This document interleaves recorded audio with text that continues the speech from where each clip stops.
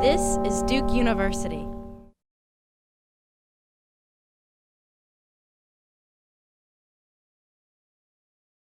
Hello and welcome to EGNP's First and Third. I'm Angela Bonner, Associate Director here in the Duke Career Center.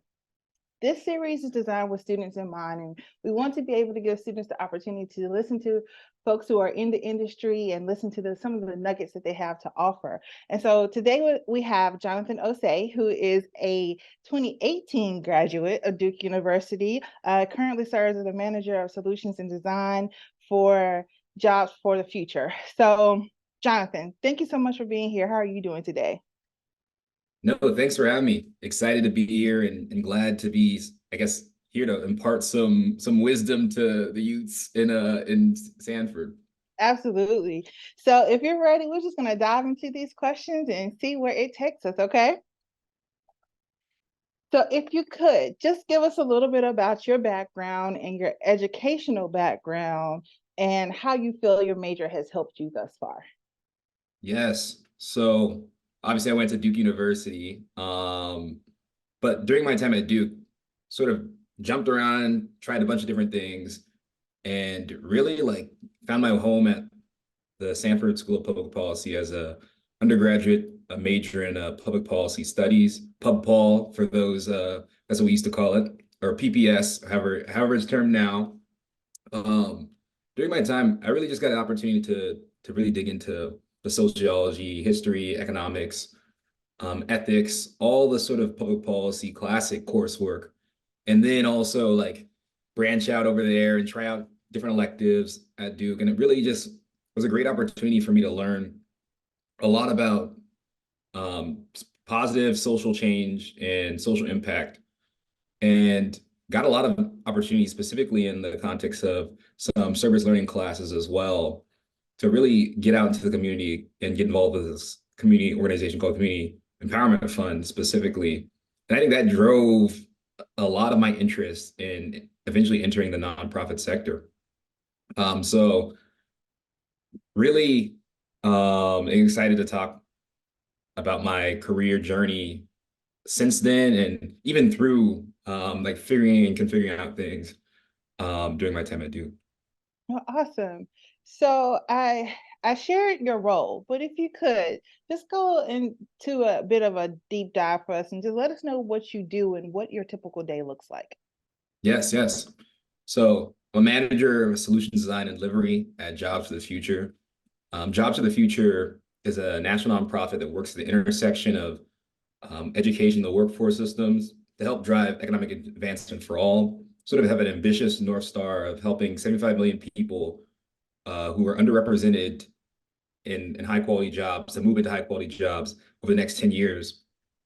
And we do this through a variety of different methods, but our core sort of values at the organization are equity, advancing job quality, and also um, scaling and investing in human-centered design practices and policies.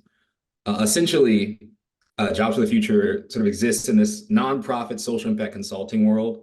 And I sit more on the workforce side of things. And my career has brought me here all the way from being like a job coach, a case manager in some regards, into the more consultant role. And my daily sort of tasks go from as drafting and crafting white papers and a variety of deliverables that are facing the public and then also facing the specific communities that we're working with. And I work primarily with workforce development boards, American job centers, entrepreneurs, and the public sector and the private sector that really drive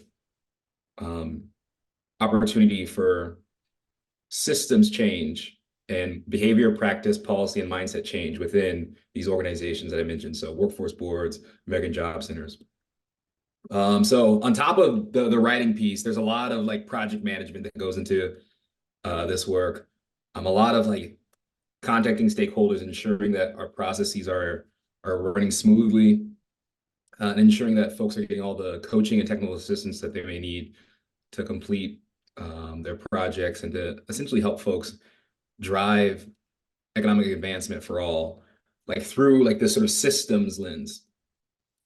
I get let me go into a couple more aspects of my role too. So there is a little bit of like the roadshow element too. So there may be some travel occasionally to work like directly with communities, and these are like usually community leaders and community stakeholders who have access to like the levers of change in communities. And this is interesting too because I feel like my background in like the direct community service, it's weird to see the sort of nonprofit sector at this larger, more philanthropy adjacent scale finally start to understand the value of community and like listening to those diverse voices and like seeing community members as like a key stakeholder. And it's great to be a part of an organization that believes that and it has invested in it in its model as well.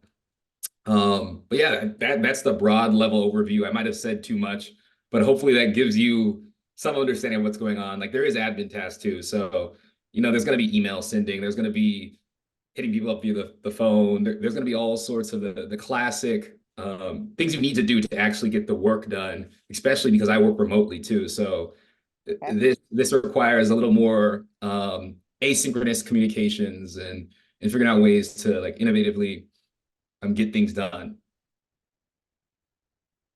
Wow. You got a lot going on, but I appreciate you kind of breaking down the different pieces of things that you do. So with that said, then what is it that you like the most about your job, and the one piece that it's not your favorite, but you get it done because it's what you have to do?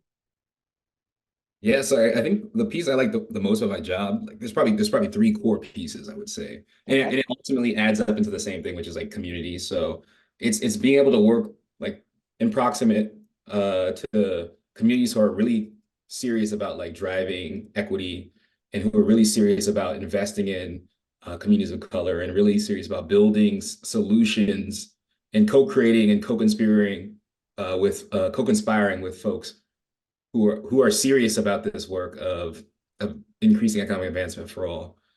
And then my coworkers, so those are like the sort of colleagues in arms that they're doing the work as well. And then three, I'll be honest, like I do like working remote. It does allow me like a little bit more flexibility to do this work too. Like having the ability to like physically go into the office occasionally. We have a DC office, so physically go in the office and see folks, talk to folks. And then usually if something's going on in DC, folks from throughout my organization are going to pass through. The DOL folks might be in office, like all these sort of, you have access to a whole variety of folks who are very much about this work. So that's the coolest part, the community. The community. So what about that part that you do it because you need to, but it's not the highlight of your day? There's a lot of meetings. Okay. Like I think that I feel like if for folks who work primarily remote, or for folks who work in an office, you understand how many meetings there can be in a day. And not all the time do you have meetings that are fully valuable. And I don't want to say fully valuable. That might not be the correct phrase, but it's just like sometimes meetings don't feel like they need to be on your calendar. They get in the way of doing a lot of like the work that really drives forward some of this community change. But meetings are necessary. Convening folks and bringing people together is necessary. So at the end of the day, it swings into like one of the positive parts sometimes, but Okay. sometimes like, okay, that was my sixth straight. I don't know how I feel about that one. Or it could have been an email. Yeah, Maybe. easily could have been email. Yes. Cool. Well, I want to piggyback for a second because seeing that you work fully remote and having conversations with students, how do you keep your balance, right, between work and life? If you're at home, how do you keep your balance and maintain everything? Yes. So I had the luxury of when I first got into even the direct service nonprofit space, having the opportunity to be able to do work remotely. So there'd be times where you have a 12-hour day. Like this is direct service work. So imagine you are planning for some events that are happening at night. You're also doing some like coaching, career coaching, and like helping folks to get access to jobs. So a little bit of like the case management aspect. And then you still have that later on event. Like your day's gonna be long. So you're not expected to like work 8 to 8 and then pull up to the office the next day. So I had the luxury of doing that. And then even as I made it into the national nonprofit sector, there's a lot more travel in my role. So, after a wild week of travel, you need to like rest. So Yeah. there's grace provided and be able to work remote. So then as the pandemic came along, I had sort of already began early conditioning into this remote culture or hybrid culture of working. But the real key to this hybrid culture of working is you have to get FaceTime with leaders and FaceTime with people who you can learn from too. Because if you don't get that FaceTime as a junior staff, working remote sounds like all the fun, oh, I'm gonna gallivant here, I'm gonna do my laundry for the day, I'm gonna go to the gym, all that stuff.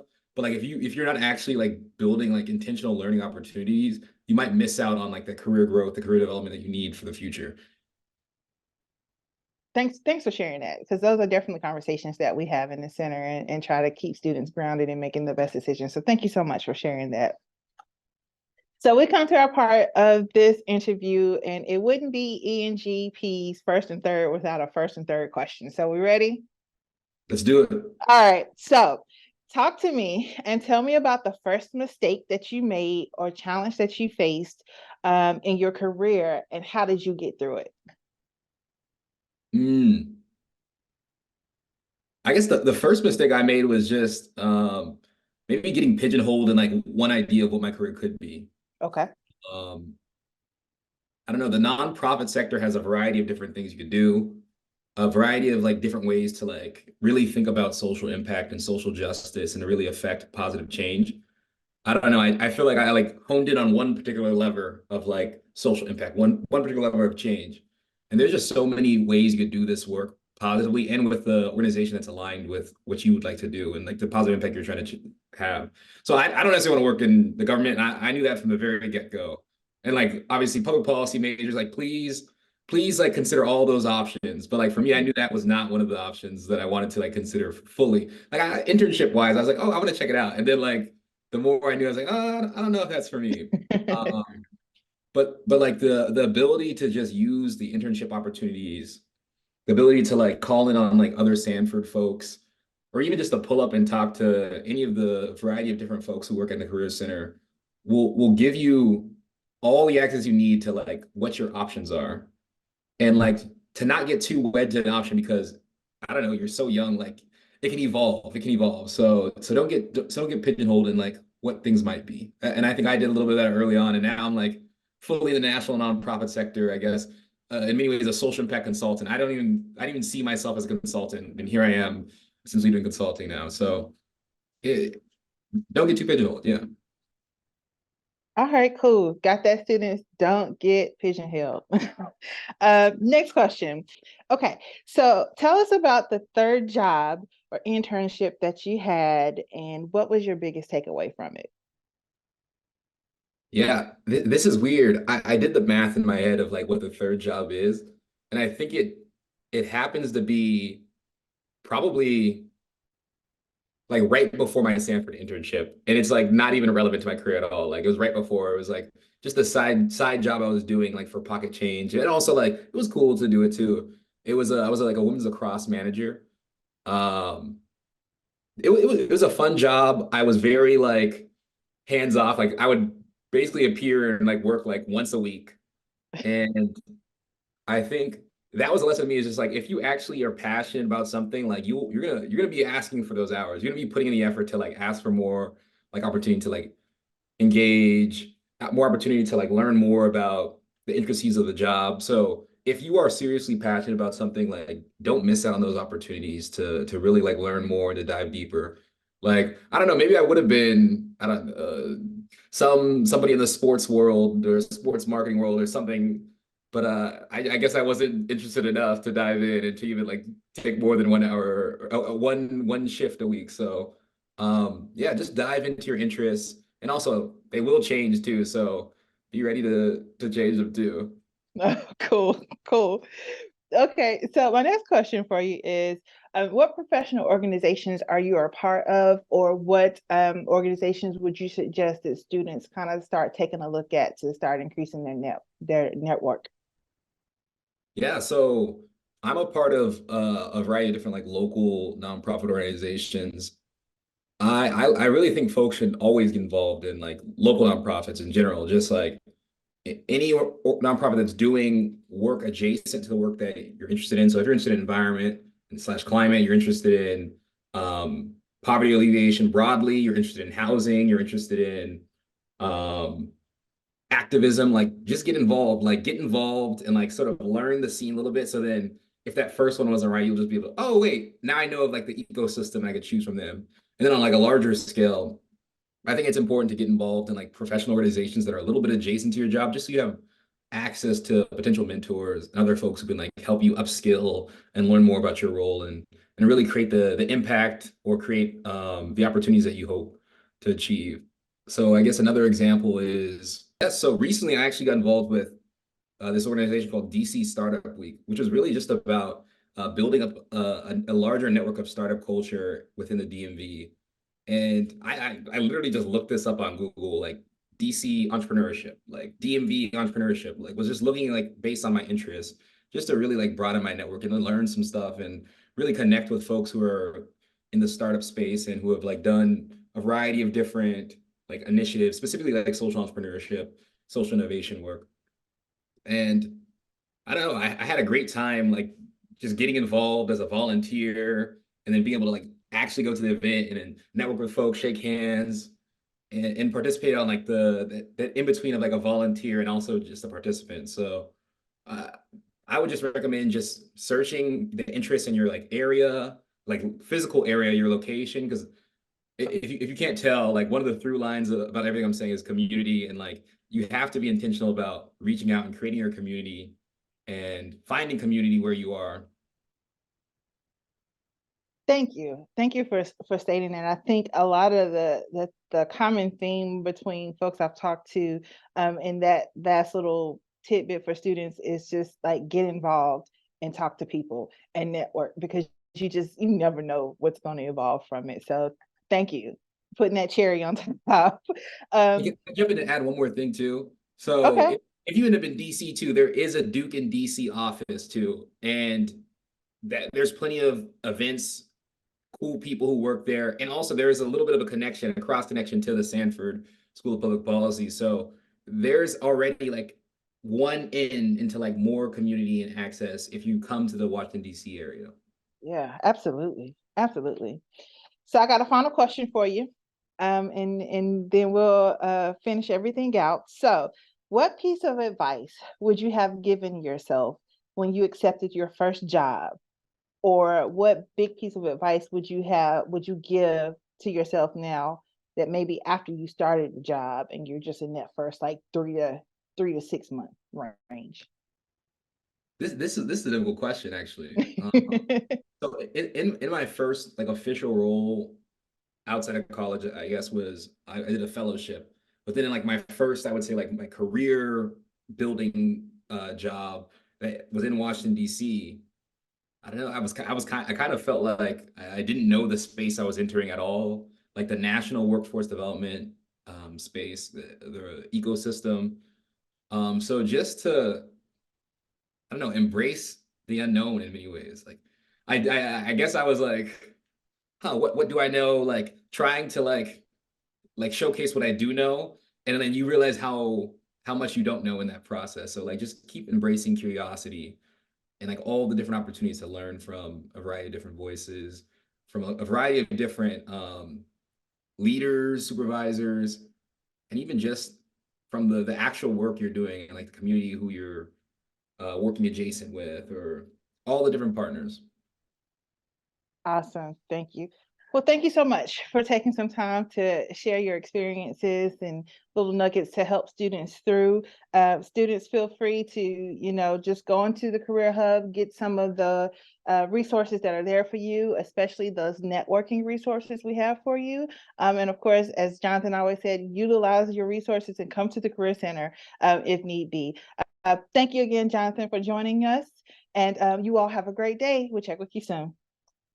Peace, everybody.